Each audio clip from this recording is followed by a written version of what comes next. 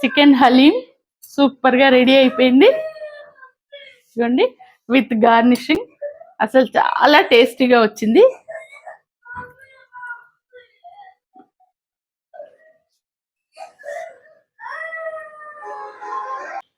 Hi అండి, Ramzan season start అయింది కదా, ఎక్కడ చూసినా హలీం అవుట్లెట్స్ కనబడుతున్నాయి. సో యాక్చువల్లీ నేను కొద్ది ఇయర్స్గా నేను ఇంట్లోనే హలీం తయారు చేసుకుంటున్నాం. బయట నుంచి కూడా తింటాంలేండి, ఇంట్లో చేసుకుంటే ఏంటంటే అదొక సాటిస్ఫాక్షన్ అనమాట. సో ఇవాళ చికెన్తో హలీం చేస్తున్నాను. ప్రొసీజర్ చూసేద్దాం రండి. ఫస్ట్ దీనికి ఆనియన్స్ ఫ్రైతో స్టార్ట్ చేస్తామని నూనె బాగా హీట్ అయింది. ఫ్రైడ్ ఆనియన్స్ మస్ట్ అండి హలీంకి, పైన గార్నిషింగ్కి కావాలి. మళ్ళీ నేనైతే హలీం ఉడికించేటప్పుడు కూడా కొన్ని ఫ్రైడ్ ఆనియన్స్ వేస్తాను, మంచి ఫ్లేవర్ వస్తుంది అనమాట. ఈ ఫ్రైడ్ ఆనియన్స్కి ఒక స్వీట్ టెక్స్చర్ ఉంటుంది కదా, సిల్కీ టెక్స్చర్, అది హలీంకి యాడ్ అవుతుంది, చాలా బాగుంటుంది. మీరు ఈ ప్రొసీజర్తో చాలా సింపుల్గా హలీం ఇంట్లోనే తయారు చేసుకోవచ్చు. చక్కగా మంచి క్వాంటిటీ, మంచి క్వాలిటీ ఇంగ్రీడియంట్స్తో. నేను మీకు ఒకసారి ఇంగ్రీడియంట్స్ అన్నీ చూపించేస్తాను రండి. ఇవేంటంటే శనగపప్పు, మినప్పప్పు, పెసరపప్పు, ఎర్రపప్పు, కొద్దిగా కందిపప్పు, నువ్వులు, బాదం, కాజు, 1 టేబుల్ స్పూన్ జీరా. ఇవన్నీ ఏంటంటే టూ టేబుల్ స్పూన్స్ తీసుకుంటానండి. ఈ సైజ్ టేబుల్ స్పూన్తో 2 టేబుల్ స్పూన్స్ ఇవన్నీ. ఇది గోధుమ రవ్వ దలియా, ఇది ఒక 4 టేబుల్ స్పూన్స్ తీసుకున్నాను. యాక్చువల్ హలీంలో ఏంటంటే వంట వాళ్ళు ఆ బట్టీలలో ఉండే హలీంలో వాళ్ళు గోధుమలు వాడతారు. మనకు అంత కుకింగ్ ప్రాసెస్ కుదరదు ఇంట్లో, కాబట్టి మనం గోధుమ రవ్వ తీసుకుంటున్నాం.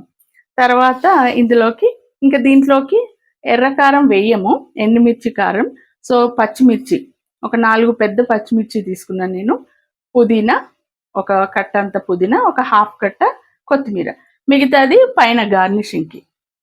ఒక హాఫ్ కప్పు పెరుగు వేస్తాను, అల్లం వెల్లుల్లి పేస్ట్, ఇంకా గరం మసాలా. హోల్ మసాలాస్ గ్రైండ్ చేయొచ్చు, కాకపోతే నాకు హోల్ మసాలాస్ మొత్తం గ్రైండ్ చేసిన పొడి నా దగ్గర ఎప్పుడు రెడీగా ఉంటుంది నాన్ వెజ్ కర్రీస్ కానీ. సో నా దగ్గర గరం మసాలా రెడీగా ఉంది. ఇది 1/2 కేజీ పైన అనుకుంటాను బోన్లెస్ చికెన్. నేను యాక్చువల్లీ ఇది ఫ్రీజర్లో పెట్టాను, కొద్దిగా నీళ్లు పోసి బాగా కడిగి రెడీగా పెట్టుకున్నాను. ఇంకా ప్రొసీజర్ చూపిస్తాను. ఆనియన్స్ ఫ్రై అయిన తర్వాత ప్రొసీజర్ చేద్దాం. ఇంకా గార్నిషింగ్కి 2 ఎగ్స్ బాయిల్ చేస్తున్నాను, పైన డెకరేషన్గా అనమాట. 2 ఎగ్స్ బాయిల్ చేస్తున్నాను. యాక్చువల్లీ ఈ ఇంగ్రీడియంట్స్ అన్నీ ముందుగా పొడి చేసుకోవాలన్నమాట. శనగపప్పు, మినప్పప్పు, పెసరపప్పు, ఎర్రపప్పు, కందిపప్పు, నువ్వులు,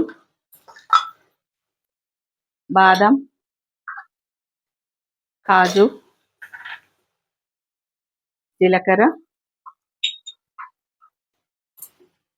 ఇంకా రవ్వ కూడా, వీటన్నిటిని పొడి చేసేస్తాం. ఇది పొడి అయిపోయింది, మొత్తం అన్ని పప్పులు కలిపిన పొడి అన్నమాట. ఇలా ఈ పొడిని ఇలాగే పెడతాను, మంచి గోల్డెన్ బ్రౌన్ వస్తున్నాయి చాలు. నేనైతే ప్రెషర్ కుక్కర్లో చేసేస్తానండి, ఈజీ ప్రొసీజర్. చక్కగా ఈ రంజాన్ సీజన్లో చేసి పిల్లలకు పెట్టండి. బయట నుంచి తెచ్చుకున్నవి సరే, ఇంట్లో చేసుకుంటే అదొక సాటిస్ఫాక్షన్ కదా. చూడండి ఎట్లా పొడిగా గలగలగా బాగా వచ్చాయి. కొన్ని ఏమో గార్నిషింగ్ పెడతాను, కొన్ని హలీం ఉడికేటప్పుడు వేయడానికి. ప్రెషర్ కుక్కర్ తీసుకున్నా, దీంట్లోకి వేస్తున్నా.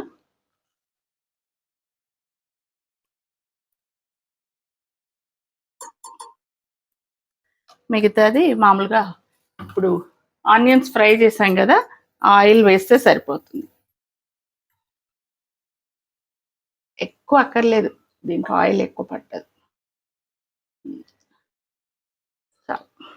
వాష్ చేసిన చికెన్ వేసేస్తున్నా. ఆయిల్ ఆల్రెడీ వేడెక్కిన ఆయిలే. ఇంక ఇప్పుడు నేను ఇందులో కావాల్సినవన్నీ వేసేస్తా. అల్లం వెల్లుల్లి పేస్ట్ మామూలుగా మనం చికెన్ కర్రీకి ఎంత వేసుకుంటామో అంత వేస్తే సరిపోతుంది. ఫ్రైడ్ ఆనియన్స్, ఇదిగోండి, పుదీనా, కొత్తిమీర, పచ్చిమిర్చి కొంచెం లావిష్గా వేయాలన్నమాట, ఎందుకంటే ఇది రిచ్ ఫుడ్ కదా, మంచి టేస్ట్ ఉండాలి. సాల్ట్ ఇంత వేస్తున్నా, తర్వాత తక్కువ అనిపిస్తే వేసుకోవచ్చు. ఒక ఫుల్ స్పూన్ వేసాను. గరం మసాలా ఒక ఫుల్ స్కూప్ వేసాను. పెరుగు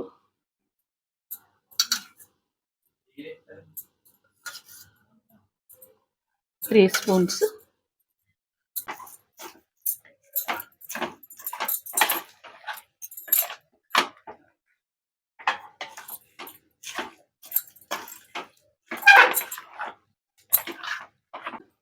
ఇప్పుడు ఇది మనం పొడి చేసుకున్నాం కదా, ఇది మొత్తం వేసేయాలన్నమాట. తర్వాత దీన్ని మొత్తం మనము సరిపడా నీళ్ళు వేసి ఫస్ట్ ఒక 3-4 విజిల్స్ ఉడకబెడతాను నేను. తర్వాత కొంచెం చికెన్ మ్యాష్ అవ్వలేదు అని అనిపిస్తే ఇంకొక విజిల్ పెడతాను.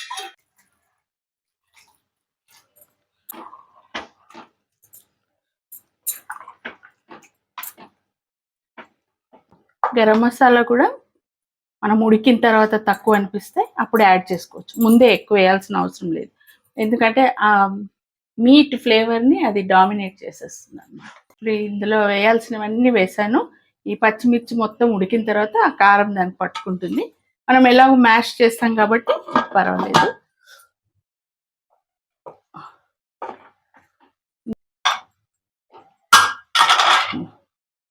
ఇందాక నేను మీకు చూపించాను కదా చికెన్, దాంతోపాటు హలీంకి కావాల్సిన ఇంగ్రీడియంట్స్. మిక్సీలో పప్పులన్నీ మిక్సీలో పొడి చేసిన తర్వాత మిగతా అన్నీ వేసి సరిపడా నీళ్లు, నేను 2 పెద్ద టమ్లర్తో 2 నీళ్లు వేసాను, ఎందుకంటే చికెన్ బాగా మ్యాష్ అవ్వాలి, మరి హలీంకి మ్యాష్ అవ్వాలి కదా, అందుకని. సో ఒక 2 విజిల్స్ హై ఫ్లేమ్లో పెట్టి తర్వాత తగ్గించి కొద్దిసేపు ఉడికిస్తాను. మధ్యలో ఒకసారి చూసుకోవచ్చు, మనకు తెలిసిపోతుంది చికెన్ మ్యాష్ అయిందా లేదా అని. అప్పుడు దాన్ని మొత్తం మ్యాష్ చేసి అప్పుడు ఉప్పు, కారం అంటే వేయలేము, నేను సరిపడా పచ్చిమిర్చి వేసాను. గరం మసాలా, ఉప్పు సరి చూసుకొని కలుపుకోవచ్చు. కుక్కర్ ఆఫ్ చేసుకుంటాను.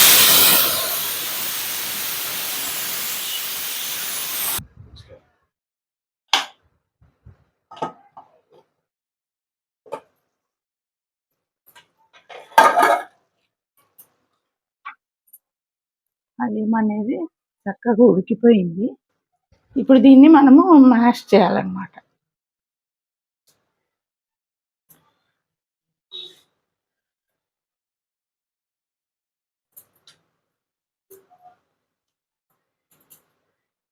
చికెన్ పీసెస్ ఉడికిపోయాయి మొత్తం, కాకపోతే అవి పీసెస్లా కనబడుతున్నాయి. మనం వాటిని ఫుల్గా మ్యాష్ చేసేయాలి, అంటే హలీం కన్సిస్టెన్సీ వచ్చే వరకు అనమాట. అయిపోతుందిలేండి మ్యాష్, ఎందుకంటే పూర్తిగా ఉడికిపోయింది చికెన్. అసలు చికెన్ మామూలుగా మనం గిన్నెలో ఉడికిస్తూనే తొందరగా ఉడికే మీట్ అది కదా. ఫిష్ తర్వాత తొందరగా ఉడికిపోయే మీట్ అంటే చికెనే. దీన్ని పూర్తిగా మ్యాష్ చేసేస్తానా, ఏమి లంప్స్ లేకుండా మ్యాష్ చేసి ఇప్పుడు ఈ మ్యాష్ చేస్తుంటే ఏంటంటే మనకి ఇది ఇప్పుడు పల్చగా అనిపిస్తుంది కదా, కన్సిస్టెన్సీ అదే పెరుగుతుంది అనమాట. మ్యాష్ అవును అది థిక్నెస్ వస్తుంది చూడండి. హలీం కన్సిస్టెన్సీ వచ్చే వరకు దీన్ని మ్యాష్ చేయాలి. ఇప్పుడు ఆ బ్లెండర్ ఉంటే బాగుండేది కదా, ఈసారి తీసుకోవాలి బ్లెండర్. ఇది మొత్తం మ్యాష్ అయిపోయింది, చికెన్ మొత్తం మ్యాష్ అయిపోయింది. ఇప్పుడు డిష్ అవుట్ చేసి గార్నిషింగ్తో చూపిస్తాను. హలీం పైన గార్లిషింగ్ కి ఘీలో ఫ్రై చేసిన కాజు వేస్తే ఆ స్పెషల్ టేస్ట్ క్రంచిగా సూపర్ ఉంటుంది. అందుకే కాజుని ఫస్ట్ నెయ్యిలో ఫ్రై చేస్తున్నా. ఘీలో ఫ్రై చేస్తే కాజు చాలా బాగుంటుంది. లైట్ గోల్డెన్ బ్రౌన్ రాగానే ఆఫ్ చేస్తా. అంటే మీకు ఐడియా కోసం చెప్తున్నాను. నేను ఇక్కడ 1/2 kg కొద్దిగా ఎక్కువ చికెన్ తీసుకున్నా, అంటే ఆల్మోస్ట్ 700 grams అనుకోండి. సో వాటిలో వేయాల్సినవన్నీ వేసిన తర్వాత మేము ఒక 8 members ఫుల్ ప్లేట్ సర్వింగ్ సాటిస్ఫైడ్గా తిన్నామండి.